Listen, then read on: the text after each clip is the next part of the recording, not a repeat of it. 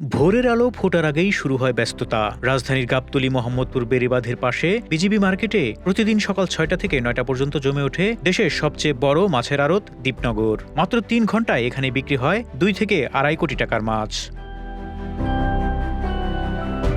এখানে পাওয়া যায় নদী, সাগর, খাল, বিল, হাওর বাওর থেকে আসা নানা জাতের দেশি মাছ। পাঙ্গাস, রুই, কাতলা, মৃগেল, তেলাপিয়া, কই, শিং, মাগুর, চিংড়ি কি নেই এখানে। সাগরের বাইলা, পোয়া, লইট্টা, টোনা থেকে শুরু করে ওমান, চীন আর ভারত থেকে আসা বিদেশি মাছ পর্যন্ত সবই মিলে এক জায়গায়। ২০০৬ সালে বিজিবি মার্কেটে ছোট করে শুরু হয়েছিল এই মাছ বিক্রি। ২০০৯ সালে আনুষ্ঠানিকভাবে দীপনগর আড়তের যাত্রা শুরু হয়, আর ২০১৫ সালের পর থেকেই এটি পূর্ণাঙ্গ রূপ নেয়। এখন এখানে রয়েছে 5টি হিমাগার, একটি বরফকল এবং প্রায় ৪০০ পাইকারি দোকান।